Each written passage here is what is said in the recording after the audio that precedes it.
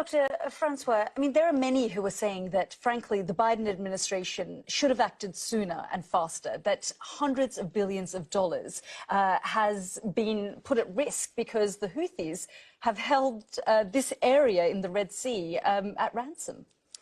Sorry, so just let me get this straight, Yalda. So we are bombing the poorest, one of the poorest countries in the world that has been under a humanitarian blockade. There has been famine. These people have been decimated, and we are bombing them because a couple of guys in dinghies in support for the Palestinians who are having a genocide committed against them. They're objecting to that, and we're bombing them. Come on now. I mean, this is just an insane world for us to even think. I'm so sorry your Amazon packages are delayed. I really am. Like, I wish mine came on time.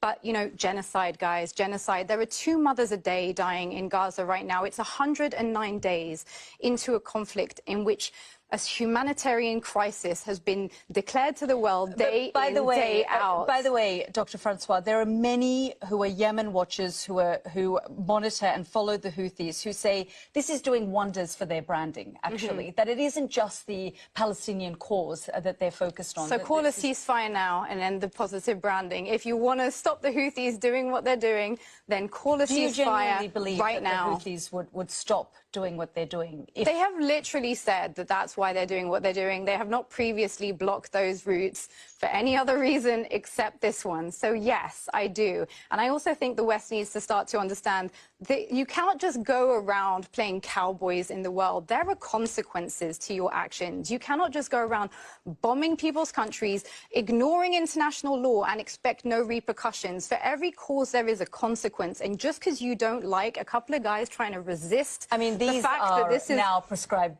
terrorists. Sure, according to Western governments. Well, also according to the Yemeni people. Because they've which is a Saudi-backed government, which is essentially our... But the Yemenis who live, you know, under Houthi rule talk about the fact that this group continues to terrorize them as well. Yeah, I'm no fan of the Houthis, apart from when they're blockading in favor of a ceasefire, which should have been called a long time ago. 55,000 people are dead in Gaza right now. There are over 60,000 people injured with no access to food, water, aid. How dare we have a conversation about trade when there are children right now being treated without anesthetic? Well, there are things that require us to make some sacrifices, and this would be one of them. They do have the global economy, global markets hostage.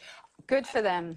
Ceasefire now. We're going to have to leave it there. But Dr. Miriam Francois, you cannot allow these people to be decimated and expect there to be no consequences.